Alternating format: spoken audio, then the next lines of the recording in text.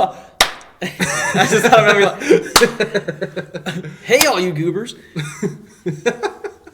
Hi, hello, everybody. Welcome back to the Truthful Ministry podcast. I'm in a jovial mood. It's been a good. I'm also getting hungry. I think that's like getting to me a little bit. Yeah. I get the hiccups when I'm hungry too. So when we took a break, I was hiccuping a little bit. But That's weird. Welcome back. Cody's here with us again. Again, if you missed last episode, we're in a different location for the next few episodes. I forgot my laptop. That was the whole thing we talked about last time. But we're here, and life is good. Excited to keep going with our messages on just kind of the Advent season. You know, Christmas is coming up. By the time you're watching this, I think Christmas will be next week when you watch this. So we're just, in the season, talking about Advent, talking about the coming of Jesus. And if you've ever been to a church where they light the candles, when we talk about Advent, there's usually four kind of words for those candles, which are hope, joy, peace, and love. So if you missed last week on hope, Cody did a really good job of leading that one. And today we're going to be going over joy, and I'll be kind of leading this one. So joy, fun fact, one of the reasons why I wanted to do this one too is the first sermon I ever preached, because I'd been a Christian for 2 years. Not even. I don't think I'd been a Christian for 2 whole years yet when I went to college my freshman year. And our campus ministries director wanted to do a thing where for the chapel messages, because we had chapel every Wednesday at the college I went to, he wanted to do a thing where for every Wednesday was going to be a fruit of the Spirit. And one of the fruits of the Spirit is joy. It's the third one. Hope, joy. Yeah, so the second one. And he wanted to bring in guest speakers for every single time for a fruit of the Spirit. He wanted to bring in a guest speaker, so it wasn't going to be our main guy. And in the process of planning that, one day he pulls me into his office and he said that, and to be clear too, he was pulling in pastors and things from the community, but he pulled me into his office and was like, hey, so many people have come to me and said that you should be the guest speaker for Joy. And I don't even know if at that time I knew I wanted to be in a ministry position yet. I think I was still a biology major. But yeah, he took a risk and letting a freshman preach a 15-minute message. And but it was just so cool. I'd never preached a real sermon before. I had talked about my faith, and I had volunteered in children's ministry before and just done random things like that. But I'd never been in front of a podium, microphone, everybody's listening to me. And it was so cool, man. And it worked out too because God knew what he was doing in, it did make sense. I do feel I'm a very joyous person. I'm an optimist. I always feel I'm looking on the bright side. I've always got some energy. And so it was a very simple sermon for me. Writing down my thoughts on dude, here's why I'm always happy. Was just it didn't feel as much of a sermon as it probably could have. If my first ever sermon, if he was yeah, I want you to preach, and can it be on I don't know,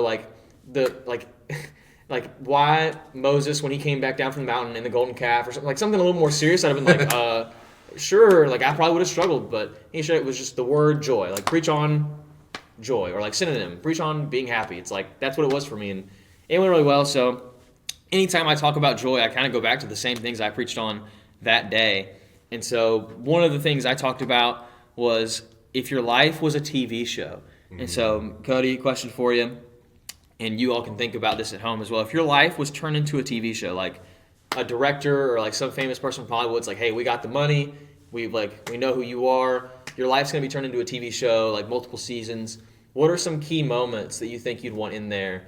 And they could be either serious or funny. So I have some different examples while you think on it.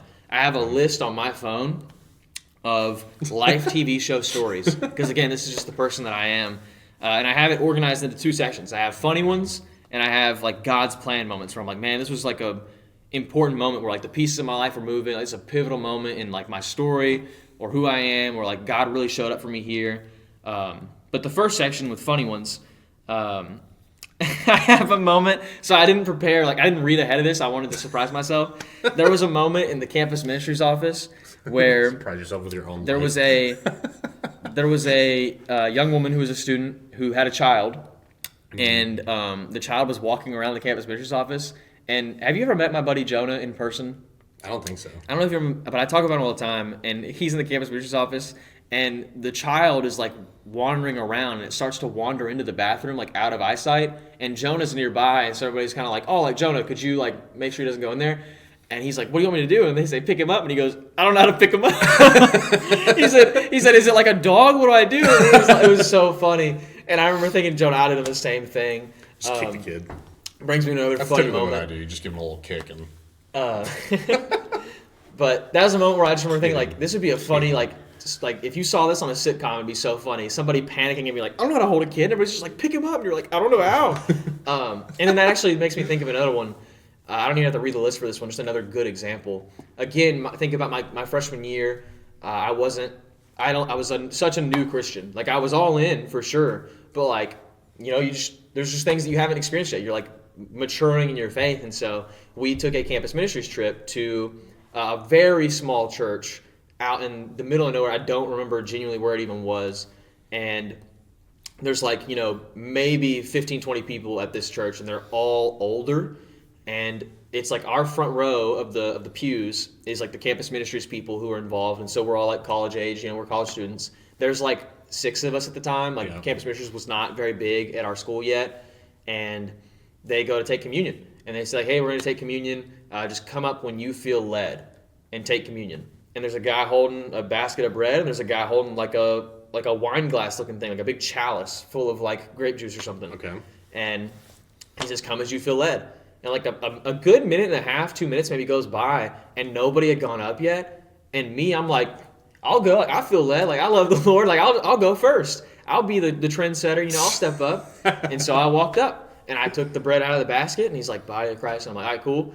And then I go to the guy with the chalice, and he's saying, like, blood of Christ. I'm like, all right, sick. And I took a big swig out of the chalice. And I go to sit down, and like my college students are laughing. And I was like, what are y'all laughing at? And they said, why did you do that? I was like, I was like, what did you mean, why did I do that? And they're like, why'd you take it? Like, I was like, I don't know. Like, I just went up and I took communion. And they're like, that's not how you do it. I was like, what do you mean? Like, how do you do it then? And the next guy I watch after me, he, like, you know, takes the bread out of the thing and then dips it into the juice. It's called intinction. I was like, oh, man. But, like, that's a moment where I think a lot of people could have been, like, so embarrassed or, like, so... And, like, don't get me wrong. Like, I was kind of like, oh, like, a little bit. Yeah. But I was laughing, too. As soon as they told me, I was laughing so hard. We laughed about it all the way back because I was just like, this is just such a funny moment. Like, I think about my life as a TV show in that sense of... I could be super upset in the moment, but like if I saw that on TV, I'd be laughing. Yeah. Like I'd be like, or like one day when I tell this story, we're gonna be laughing. So you have any moments like that you can think of, whether it's funny or serious, just like a moment you're like, oh, this would be important to be in the TV show, maybe. Mm-hmm. Yeah, I think about my life as a TV show sometimes. I don't know what genre it is. Is it a sitcom? Is it a drama? I don't know. Good TV shows do a little bit of both. Mm-hmm. Yeah. My life is definitely very Breaking Bad. It's like a mix between Breaking Bad and Fairly Odd Parents. Okay. I'd watch that. It's fallen in there. Yeah. Some moments that come to mind. I've got one like this was where I peaked in high school. Okay. Probably moment. I'll share that one first, and then I've got one that's like formative trauma as a child that I look back on now as like that's really funny. Okay, yeah, yeah. So the first one, this is definitely where I peaked in high school. This is if there was ever a moment where I was actually cool, it was this. Mm-hmm. We had a lock-in in our youth group when I was like a senior in high school, and I was kind of like the only high school guy that went to my youth group consistently. But we had a pretty decent sized group. And when we ever had a lock-in, we would typically have a lot of guests. And so I was able to get a couple of my friends to come because I had friends for the first time. And they came. And it was my friend Vinny and Iverson. They came. And actually, this was my junior year, not my senior year. I had been, over the past year, I'd gotten really into like Christian hip hop, but nobody in my youth group knew that. Like I didn't like, I wasn't just like coming in on Wednesdays like rapping, you know what I mean? And I mean, you can kind of see me now. Like back then, I was like scrawny, gangly white boy, like not someone that looked like they had any rap skills, but believe me, I can spit some super hot fire. And Anyway, so we have a lock-in, and we would do a 2 a.m. talent show at our lock-ins. So everyone's all a little slap happy and tired, and so it's goofy and fun. And we all sign up at the beginning of the lock-in, and so you have several hours to figure out what you're going to do. And I was like, oh, bet, I'm going to do a rap song. Because I had them down. And everyone, like, just assumed, like, I was going to do some, like, goofy, like, corny rap that I made up just as, like, a joke. And, like, I was like, okay. And I was taking it seriously. Yeah. Like, I had known that we were going to do the lock-in, so I came prepared. I brought, like the instrumental music on a flash drive with me to, like, That's use. crazy. And I did Lecrae's, it's Gravity. It's the first song on the Gravity album. This is a kind of a shorter song. And I remember getting up there, and the room was full. There was a girl I had a crush on, kind of like I could see it like in the middle, like left side, like back in the room. And I get up there, and the song goes, and I start rapping, and I kid you not, literally like jaws were dropped in the room. Like, oh my gosh, I didn't know he was like that. And like I get done, and it was definitely the only moment where I was like, okay, I feel like the main character right now. Like, I feel like I'm cool for the first time and the last time in my life. and the cool ended the moment I got done with the song because I didn't know what to do with the microphone. And so I get done and I just kind of like stick it back on the thing. And like my buddy Vinny, he kind of like shouts out, he's like, "You should have dropped the mic, man." And I was like, "But it's expensive. I can't." Yeah. And I walked off stage. And the only reason I didn't win was because I was the goofy older brother in the youth group, and they're like, "We can't let Cody win." So they voted. My friend Iverson won, who had never come to church with us before. That was one of the reasons I suspect to this day he won because they were being nice to the guest. Mm-hmm. He did a lip sync of a Michael Jackson song, and he won. I can tell you still think about this sometimes. Yeah, no, it eats me up. The justice there was that he got a gift card, and the gift card didn't have any money on it. Oh, so wow. he did actually. So I got my compensation. God had my back. As far as like the childhood story, I remember my mom's kind of a scary. You've never met my mom, have you? Mm-mm. My mom's a scary woman. She's mellowed out over the years, but like when I was a kid, she was a terrifying. She could be really scary. Mm-hmm. She just has that kind of like vibe. You walk in the room. And you're like, this woman could kill me, I think, if she wanted to. And I think that she might want to. A lot of my friends were scared of my mom. But when I was like 7 or 8, we had this like thing in our bathroom, like the little heating thing on the wall that like it was this really old, like you could turn the switch on it. And there were like the coils behind like a grate. And the coils would like heat up and turn red. And it would heat the room up. And I figured out that if you take some toilet paper and twist it up, you could like stick it through the grate, and the second it touched the coils, it would catch on fire, and that was cool. And so it was right by the toilet, and so I would just like sometimes when I got bored as a kid, I would go in there and I would like light toilet paper on fire and throw it in the toilet and just be fine. Well, we got these like kind of like rubbery like toilet seat covers, and I missed one time. And it landed on the toilet seat cover, and it burnt a hole in the toilet seat cover. And I was like, I'm shocked. My life is over. Yeah. Like, when my mom finds out, she's going to sell me to an orphanage, and not one of the good ones. So I cleaned it up, and I closed the door, and I just, like, went to my room and was just like, maybe they'll never notice. Anyway, so I get up the next morning to get ready for school, and I open the door, and my door opens, and you can see, like, down the hallway to the bathroom. And the first thing I see when I open the door is my mom asking my older sisters, like, do you know anything about this burnt hole in the toilet seat? And they're like, no. And just, like, my heart drops. And I'm just like, oh, maybe she won't ask me. Yeah. And I'm just like I could feel it, like, just the fear building as I'm walking down the hallway.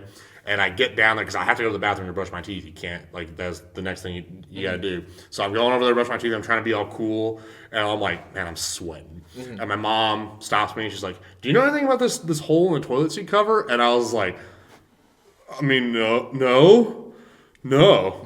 I've never heard of toilets. Like it was that kind of answer. Yeah. And she gives me the look. And she's like, are you lying to me right now? And in that moment where I knew I was busted, I got so scared. I go, yes. and I pass out. Legit passed out. I was so scared.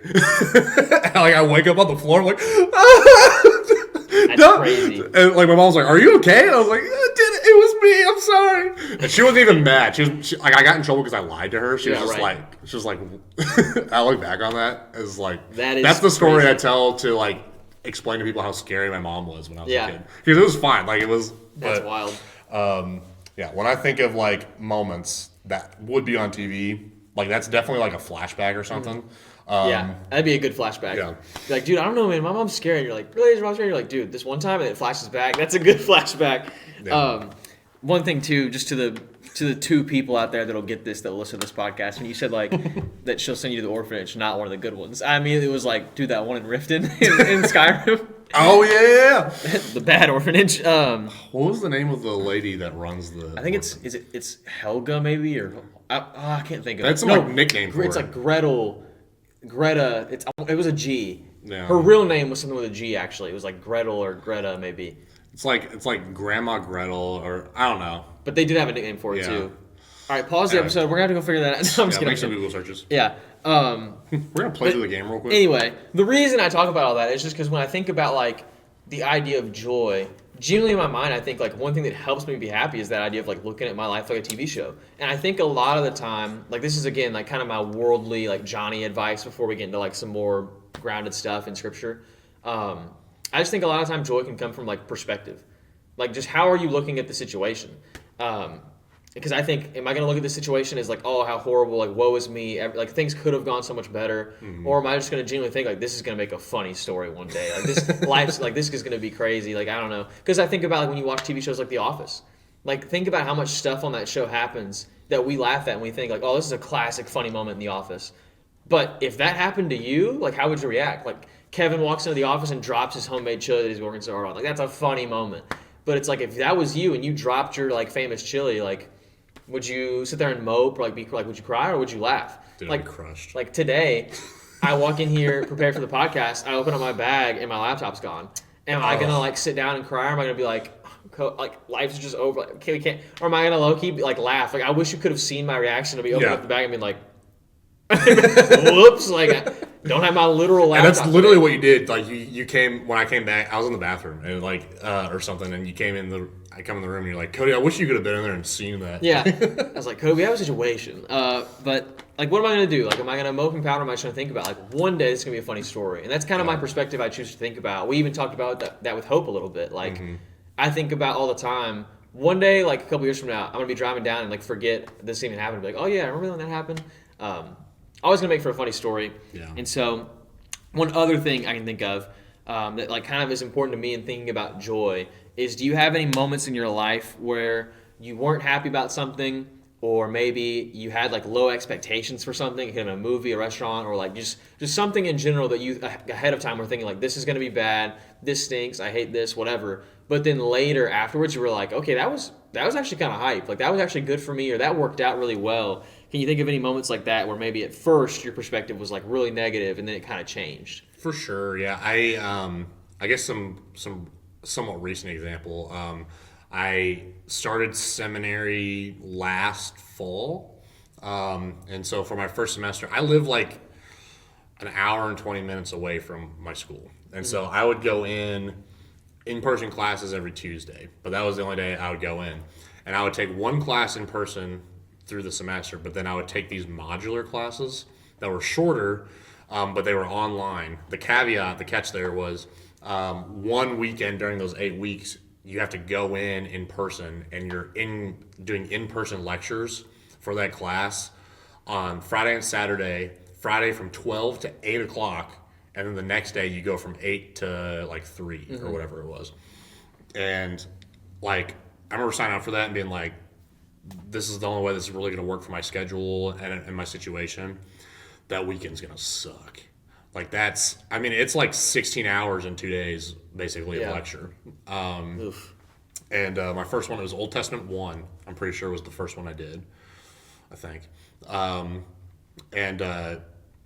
Like, you know, you've kind of mentioned it. I like the Old Testament, so I'm pretty comfortable with it. So it's like, it didn't even have the appeal so much to me of like, I'm going to be like learning something that I don't know. As like, a lot of this is Right. It was like a survey class. So it was like, here's like, a survey of like the book of Genesis. Mm-hmm. We're going to spend 20 minutes talking about the book of Genesis. It's like, okay, I've got that level of knowledge on it already. So it's like, this is going to be a long time. And then when I got there, like I'm just dreading it the whole time getting up there. Like, this is something to get through, We get in there and like the temperature in the room was like, it was either super hot or super cold. I've done a few of these modular classes and I've had both those experiences where it was like ridiculously like uncomfortable temperature wise. And I had not dressed for the part. And I remember thinking like, this is going to be the longest weekend ever. But then like we get in there and it was so cool because it's like the professors at my seminary are all like, for the most part, like they've been pastoring for decades. So they know how to like, they're at least decently likable people, and like they know their stuff. They're passionate about God's word and they're passionate about God's people. And so since we had that amount of time, it was always very like, it was much more casual than like a normal lecture where you're there for an hour. Like you kind of got to get through the content. He would like tell stories and like we'd have breakout groups in class and get to meet other people and stuff like that. And I remember getting through the weekend and like it was a lot. Like it was like I was worn out and I was ready to go home by the end, but it was like, that was really, really good. Like I really got a lot out of that and I really enjoyed it a lot. And I've felt that way about every modular weekend I've ever done. I kind of leading up to it, I'm like, oh man, this is gonna be tough. Yeah. And then I'm like, oh, that was really good. I'm thankful. And it's gotten, each time I do it, I get a little bit more of like, I'm looking forward to this. This is gonna be good. Yeah, that's cool. So for me, what comes to my mind immediately is the first time I ever had to wear glasses, I was in 8th grade. And so I really didn't like the idea of having to get glasses. I was dreading it. I didn't want to have to deal with them. I didn't want to wear them. I thought I was going to like hate how I looked in them. All the things that you probably go through when you're like my age and you have to start thinking about wearing glasses. Mm-hmm. But I was at the point where I was like telling my parents I couldn't see, and I was going to have to start like asking all my teachers if I could sit in the front row because I'm nearsighted. And so that just means like usually I'd say about like 4 or 5 feet, like I'm good, but past that, I can't read anything. I have decent, like I've heard people tell me that like with their nearsightedness, it's like really bad, like once after you get past that. But for me, like I can kind of tell like shapes, like I can tell who you are pretty well. But it's mainly just words. Like if I cannot read the board from the back of the class, like straight up, like I can tell the board's there, I can tell where the teacher is, I can tell like if they were to draw a picture, I could probably tell you what the picture was, but I just couldn't read the words at all. And so I needed glasses, but I was hating the idea of getting glasses. Dang.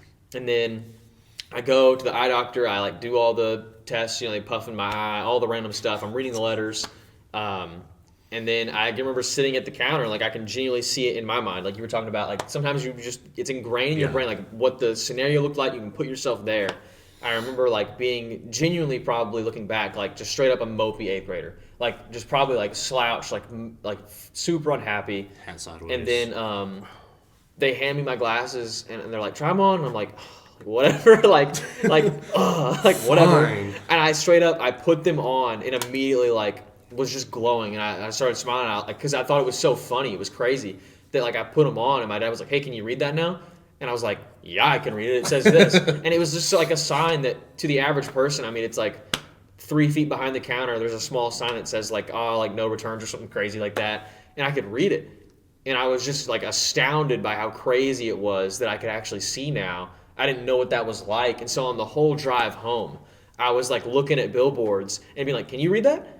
And he'd be like, my dad is like normal eyesight. It's like, yeah, I can read it. And I'd be like, all right, what's it say? Because I was like low-key like flexing like, well, I can read it. Like, because I didn't know what it was like to be able to actually read things from far away. So in my mind, I'm like, you can't read that. Like, and it was just so cool like how quickly my perspective changed on glasses and how much like joy it brought me when I didn't think it was going to. And how much joy I found in the little things, like being able to read a billboard, something that would have seemed like monotonous before, like who cares? But I was just like, dude, I'm so hyped that I get to do this now. Like I can read that. It was crazy how my perspective changed, not only on glasses, but like on little things like that, like being able to see far away. I remember even a couple times, like I said, I can kind of tell what things are, but like in the mornings, I remember sitting in the gym in our middle school before classes would start. Like you get there kind of early, like you have to sit in the gym or something.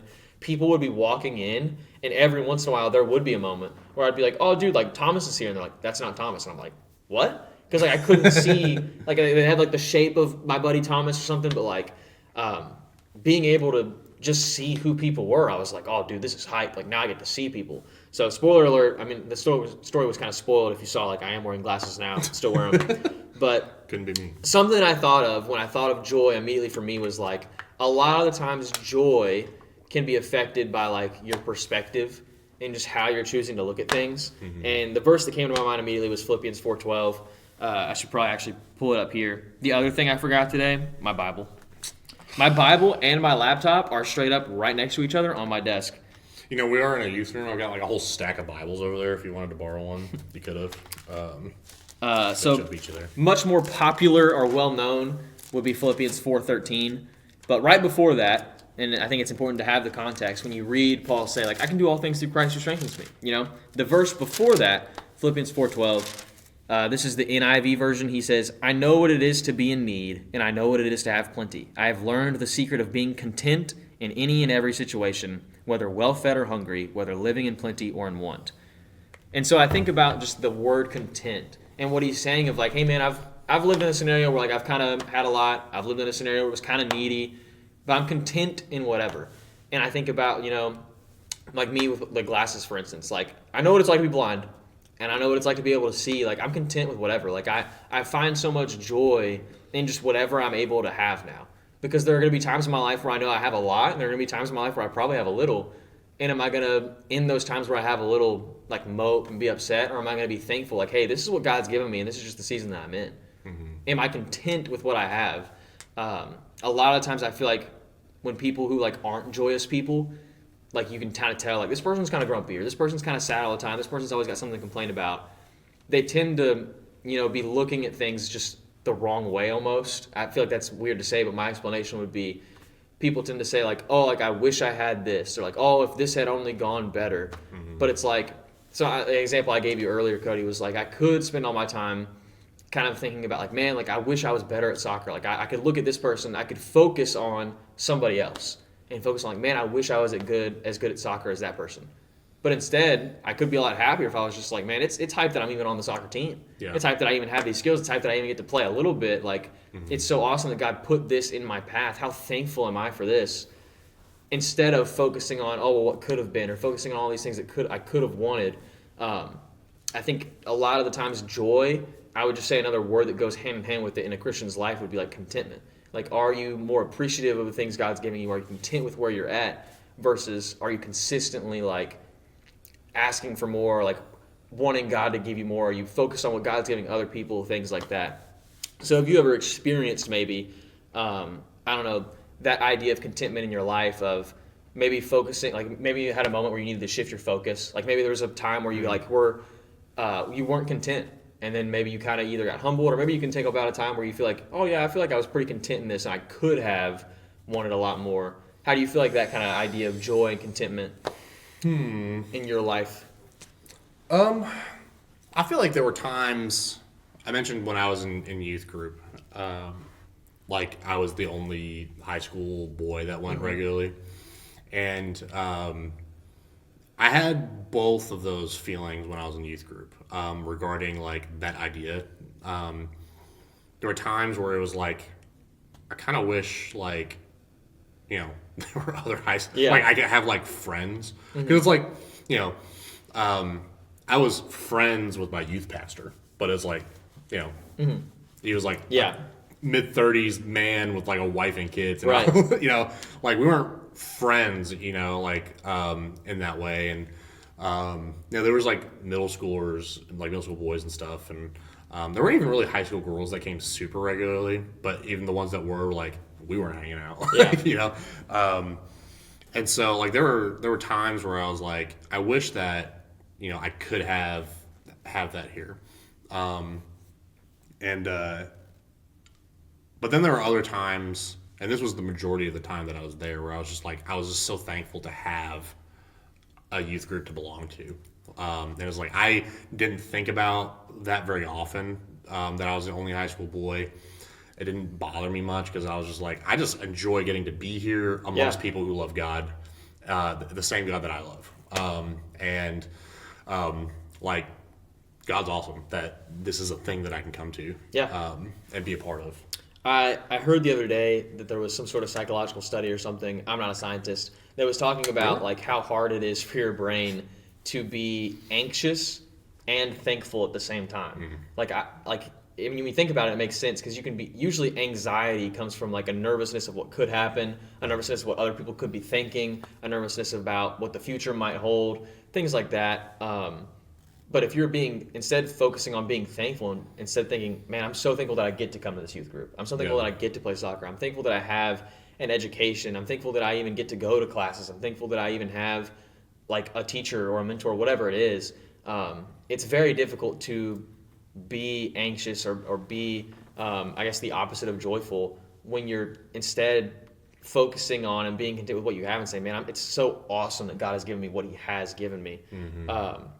And so a couple more things, like I kind of want to run down some Bible verses that have meant a lot to me in my life and talk more about like, well, what brings me joy? Because we've talked about like these ideas of contentment and what your focus is and stuff like that, but diving a little bit more into scripture, like I know in my life, some of the verses that I kind of think of that bring me joy, like if someone asks me like, all right, from a biblical perspective, like why are you joyful? Why are you happy? Like I can say like, oh, the TV show thing and all this stuff. Like I think it's just about focusing on being content, but what is the biblical truths behind why I feel like I'm able to be a more joyous person? And so taking us to Romans, dude, we'll be in Romans. I feel like we're always in Romans. I just think Paul, like, you know the meme of like the guy writing and it's just like fire coming off his pen. Like Paul just went to town in Romans. Yeah. Particularly like Romans 8, I feel like a lot of the time. Do you have it pulled up?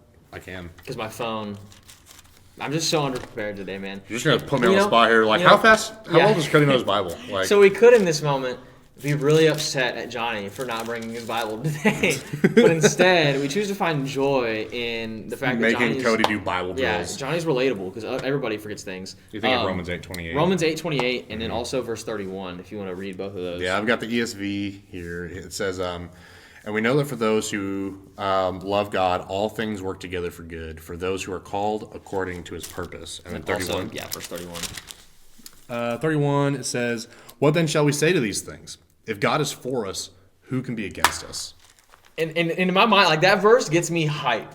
Both of those verses really like, one of them, like God is always working together for my good. Like I should be so happy, like especially in moments in life when like God throws me a curveball.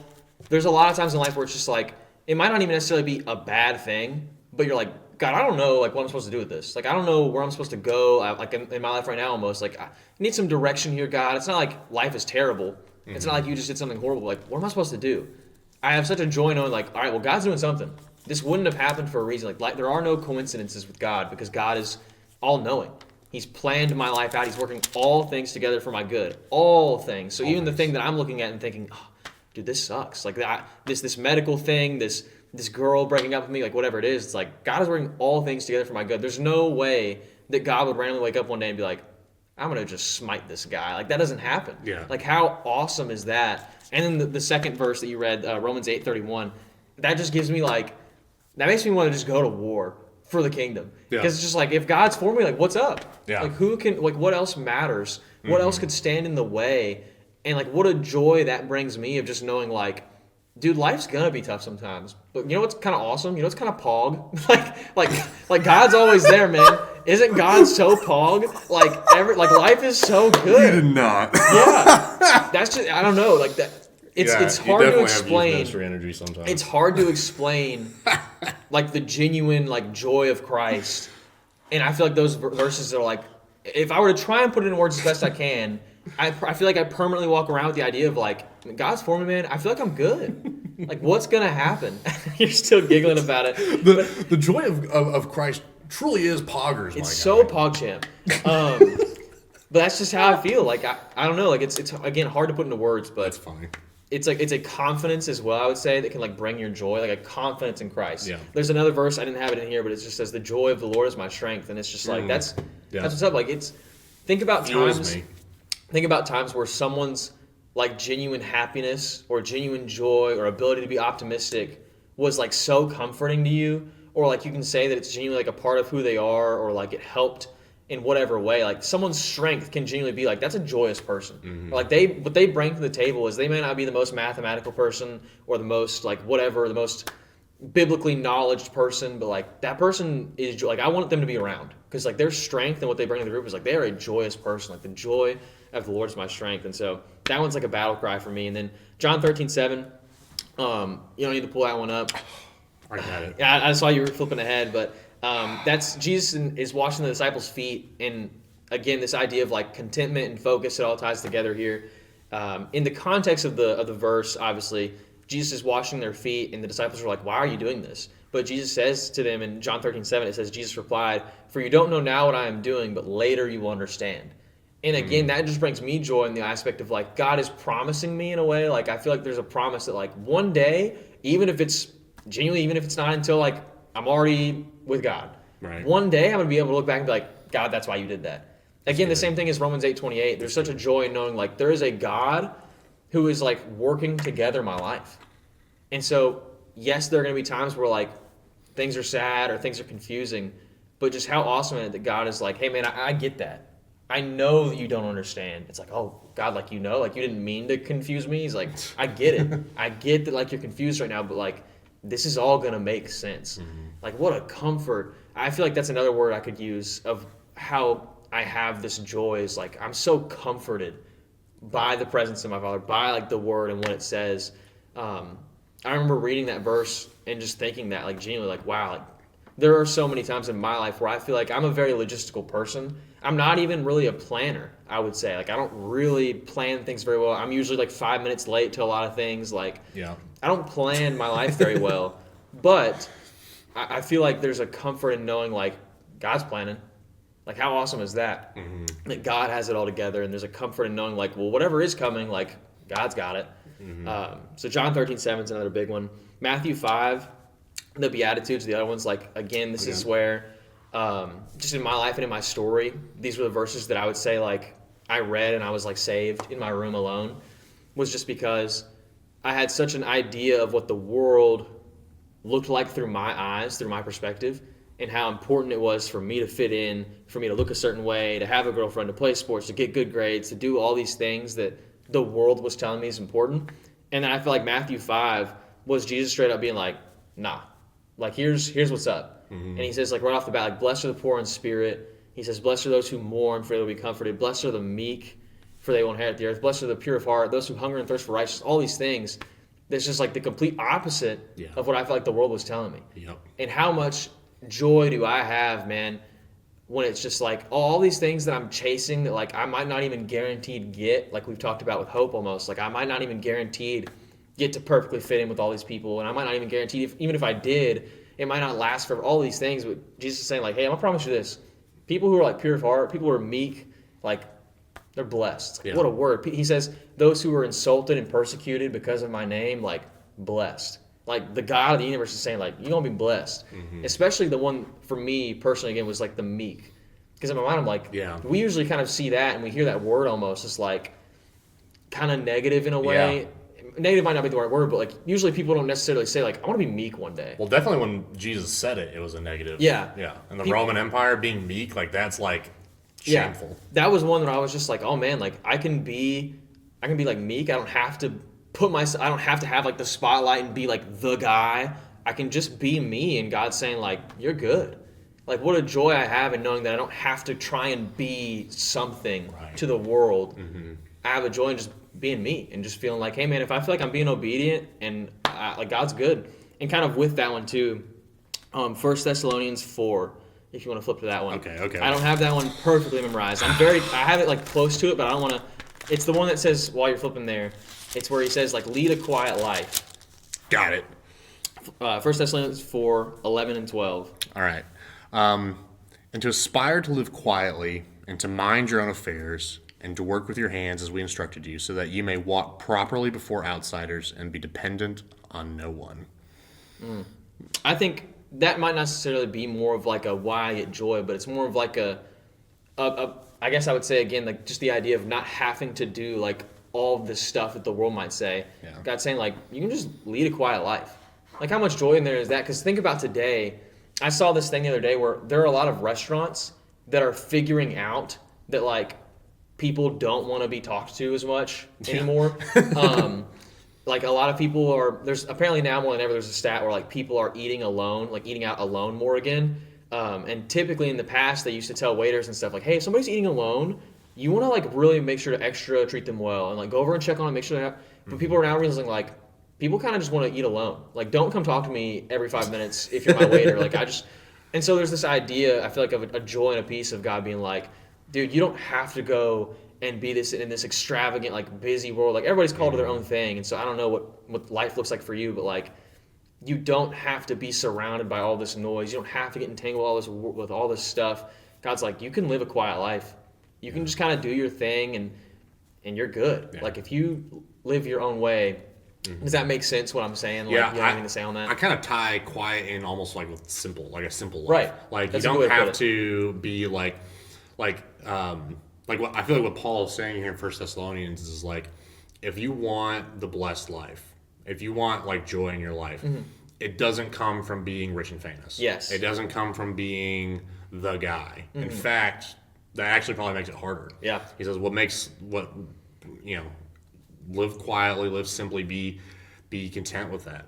And like if you're chasing all this other stuff, it's gonna make it harder. Like to me, that makes me think of it's almost related to like where in talking about the Sermon on the Mount where Jesus says in Matthew, like lay up your treasures in heaven. This idea of where does your joy come from? Because if your joy comes from God, if God is the source of your joy, then you don't want distractions from God. Yeah. And like a quiet, simple life. That's a good way to put it. Is much easier to stay focused on God than like if you're hustling all the time and you're busy and you feel all this pressure to perform and to have people like you or to keep making money and all of this. It's a lot easier to focus on God, which is the source of your joy. Yeah. If you're just, happy to be like, you know what, I've got a house, I've got food on my table. I don't really need more than this. Right. Because I've got you. And like, yeah. My wife really likes that. Anytime the Bible talks about like the idea of the quiet life or the simple life, it's like she really, and I also do, but she's very much like, I want the Stardew Valley, just right. We're just taking it slow and it's cozy and get to be with my family and get to be with God and it's like why? What else is there? Like why do you want other stuff? Like everything else is a means to get that, but you can just have that. Right. So like why are you? I think that's a great point. Talking about distractions, like we live in a world today where like anxiety, like the percentage of people with like diagnosed anxiety and stuff like that is like through the roof compared to like 60 years ago, right? Yeah. And I think part of that is acclaimed to like there's a lot of factors obviously, but part of that is acclaimed to like how many podcasts, TikToks, whatever nowadays are like you got to get out there and you got to get yours. You got to do this and you got to start building your business. If you're 15 and you haven't already put in a bunch of stock assets and do this and you haven't figured out your life, if you don't have a Tesla by 20, you're doing it wrong. And it's just this. You should be ashamed of yourself. Yeah. There's like all this pressure that you're supposed to like figure all this stuff out. And there's like this right way to do things. And it's so like heavy go and like you got to be super popular. Like, oh, you like how many followers do you have? Like nobody knows who you are. Yeah. And it's like, cool. I don't know if I want to know who I am. Like I'd rather. Again, just kind of do. I want everyone to know who he is. Amen. There's such a joy. I have a joy in knowing, like, man, my life might not look like what the world is saying. Like, oh, you got to do this, but it's just like I'm good. I'm good. And if I like, it's like Shadrach, Meshach, and Abednego when we talked last time. It's like, and even if life doesn't pan out the way like I kind of somewhat hope it does, it's just like I have a hope in God. I have joy in knowing that like if God is for me, who can stand against me? And then the final verse I have. And this is kind of a good way to start to transition down out of this because this next verse literally has the word peace in it. And peace is our next topic for next week. But John 16:33, if you want to pull that one up, I'm putting the pressure on you again. John 16:33. Okay, yeah. Okay. I flipped too far. So this one literally has peace in the verse. And so we can see how, like, hope, joy, peace, love, these all kind of go together in a way. But this is another verse that when I was thinking just this morning about like, man, what's a verse where I'm just like, this verse gives me joy. And I thought about this verse. 16:33. This is Jesus talking. I have said these things to you, that in me you may have peace. In the world you will have tribulation, but take heart. I have overcome the world. Like, it's like, what else do I even say? Yeah. It's like, how cool is that? Like, obviously saying like, you should have peace with this, but also it's like, you should be joyful, like in a way. Like, God has overcome the world. And we've lost our video, but God has overcome that. God has overcome the world and battery and footage and all of this stuff. God is good. But genuinely, either way, that verse, like, take heart. Like, whatever you're going to face, whatever like could come your way, like, God's already covered it. So like, I have a joy in that. I have a joy that like my Father in heaven is like, oh yeah, that you lost your job, tough, but like, I'm already overcoming the world. Like, God is for me, who can be against me? It's that same kind of aspect. And he's saying like, take heart in that. Like, have peace. Yeah. You're good. And so like, I guess I would say like this to wrap it up. If the God of the universe who created everything is looking at me like, all right, bro, like, hey, have peace. I got it. Then like, why? Like, it's like, imagine if you were in a nervous situation. You're like, oh my gosh, like, is everything gonna be okay? And then like, I don't know, like an EMT or like a cop or a fire, so somebody who you felt like was important and knew what they were doing was like, oh, we see this stuff all the time. It'll be okay. Hearing them say it, because like they're the one who knows what's going on. Yeah, there's such a peace to it. Like, I know sometimes like I'll get stressed out before I go to the doctor, and like I'll be kind of worried, like, hey, like the other day I had a little bit of a stomach ache, and then this happened. Like, am I dying? Hearing my doctor be like, oh no, it happens all the time. This is the thing I've studied for my whole life. Like, you're good. Oh, there's like such a peace to knowing like my doctor said this. So it's like when the God of the universe who made everything, who made the ocean, the mountains, that like he made me, my body, he made like everything about the world. He's the one saying like, dude, just, I got it. Take peace. It's like, oh, what a joy I have that I don't have to worry about this stuff. There's such a joy in my heart knowing like, God's got it, man. Yeah. And also too, just remembering like I always think of James, and I'll say this quickly because we don't have any video right now. So, but in James 1:17, every good gift and every perfect gift is from above, coming down from the Father of lights, with whom there's no variation or shadow due to change. And it's like all these things that the world says will bring you joy, they're not necessarily always bad things. Like, there's lots of good things. And just remembering, like, you know, like I've got a house, I've got a family that brings me joy. I've got this job that gives me joy. Like, good food gives me joy. We're about to go eat after this. I'm looking forward to that. That's gonna bring me joy. Those things in and of themselves are not the source of joy. The source of those gifts is God. Right. And so remembering, like, keeping that perspective. When you talk about perspective, that's kind of what comes to mind for me is, like, remembering everything in my life that brings me joy comes from God. And God is also one of those things that gives me joy. He's the chief thing that gives me joy. So why would I sacrifice anything that brings me closer to God? Is something that I should rejoice in. Yeah. Right? When the apostles in Acts are beaten for the name of Christ, and it says they walk away rejoicing that they got to suffer for the name of Jesus. It's not because they were like weird masochists or something. Yeah. It was, they knew like they were doing what they're supposed to be doing. Yeah. Right? That God's word, Jesus said it was going to happen. And so they're like, bet. If I'm getting beat for Jesus, that means, like, doing something right. I'm on the right path here. Like, that's awesome. And they could rejoice in that. They could know Jesus better. Right? And so something that the world would look at and be like, how can you have any joy in that? It's like, well, it brings me closer to God. And God is the source of my joy. So, like, how could it not bring me joy? Right. How could I not rejoice in this? Right? And the things that are good, right, like good food or your family or whatever, when you look at them with the right context and perspective of, these are gifts that God gave me to rejoice in Him more, I can enjoy those things better than someone who's not a Christian could ever enjoy them. And that's just like, I agree. That's how it works. But anyway, that was my piece there. I needed to get that in. Awesome. Well, dude, this has been awesome. This brought me joy. Like, genuinely preparing for this one today, like, I was like, I don't know, I was feeling good. So I hope someone else out there, this lifted you up, that you got something you needed out of this. And stay tuned for next week. Next week, also, ahead of time, I'll say Merry Christmas. Merry Christmas. Have a good one. Happy Hanukkah.